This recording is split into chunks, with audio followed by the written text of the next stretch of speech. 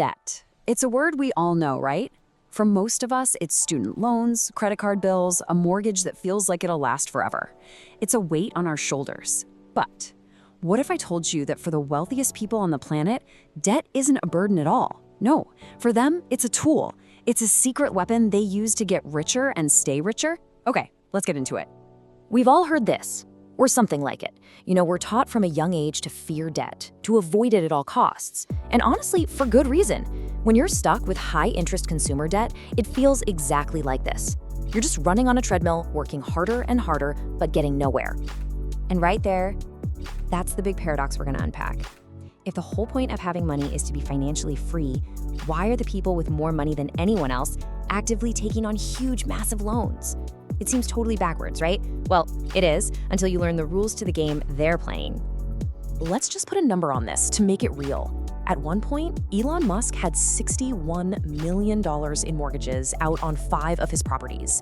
And get this, it wasn't because he was short on cash. It's because he understands something really fundamental about how money and debt work that most of us are never taught. So, here's our game plan for today. We're gonna crack that debt paradox wide open. We'll look at the 2 different kinds of debt, see how the rich use it for leverage, and then we'll break down the master strategy, famously called buy, borrow, die. And finally, we'll talk about why this whole system really matters for everyone. All right, so the very first thing you have to wrap your head around is this. Not all debt is the same, not even close. The super rich split debt into 2 completely different categories, and understanding this difference, it's the key that unlocks this entire strategy. Okay, so on the left, you've got bad debt. This is the stuff most of us are familiar with. Using a 25% interest credit card to buy a new phone or a giant TV, things that lose value the second you take them out of the box. This stuff literally drains your wealth. But then there's good debt. This is borrowing money, usually at really low interest rates, to buy things that go up in value. Assets like a business or real estate. This kind of debt doesn't drain your wealth, it actually builds it. So how in the world does good debt build your wealth? Well, it all comes down to one powerful concept: leverage. It's a fancy word, but all it really means is using other people's money, in this case, the bank's money, to amplify your own profits. Think of it like a real lever, right? It lets you lift something way heavier than you could on your own. So let's say you've saved up $10,000 to invest. That's fantastic. But by itself, what it can do is pretty limited. But what if I told you that with leverage, your little $10,000 could become the key to controlling $1 million asset? You use a little bit of your money to unlock a whole lot of the bank's money. Let me show you exactly how that works. Here is a classic real estate playbook. Step 1, you buy a fixer-upper for $500,000. Step 2, you put in some sweat equity and cash to renovate it, making it look great. Now you force the value up. Step 3 is the magic part. You go back to the bank and say, hey, this place is worth way more now. They agreed, and they give you a much bigger loan. With that new loan, you pay off the original mortgage, you pay yourself back for the renovations, and what are you left with? Over $100,000 in cash. And because it's a loan, it's not income, it's tax-free. And you still own the property, which is now making you rent money every month. You literally use debt to pull tax-free money out of thin air. Now, that real estate move is powerful, but it's just one play in a much bigger game. It's part of the ultimate wealth-building playbook used by the ultra-rich. And we're not just talking about real estate investors anymore. This is the strategy billionaires use to fund their entire lives while paying shockingly little in tax. The name for it? Buy, borrow, die was coined by a law professor at USC, Edward McCaffrey, who figured out how to explain this powerful and totally legal system. It sounds so simple, and, well, it kind of is. The whole massive strategy boils down to just these 3 steps. You buy assets that go up in value, you borrow against those assets to live your life, and then, well, that last step is where the real magic happens for keeping that wealth in the family forever. Okay, step 1 is buy. Billionaires don't really get paychecks like you and me. Their wealth comes from their assets going up in value: stocks, companies, real estate. Now here's the absolute key. In the US tax system, that growth, that gain, is only taxed when you sell the asset. So as long as they hold on, their net worth can literally go up by billions of dollars, and their taxable income can be pretty much zero.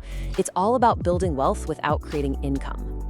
So that immediately brings up a huge question, right? If you never sell anything because you'll get hit with a massive tax bill, how do you actually, live? How do you buy a yacht or a private jet or even just pay for your groceries?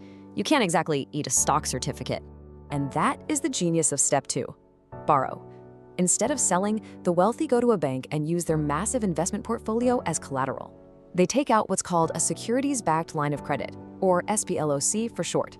And because it's a loan, it's not considered income, so they get millions, even hundreds of millions in cash to spend, all of it tax-free. And look, this isn't some secret back alley product. Nope. These are offered right out in the open by major financial institutions. They openly advertise these things, letting their wealthy clients get cash to fund their lifestyle without ever having to sell a single share and trigger a tax event. All right, now for the final and honestly the most mind-blowing piece of the puzzle: die. In the US tax code, there's a rule called the stepped-up basis.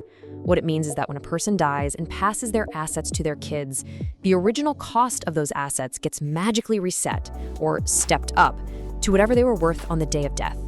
And the effect of this is staggering.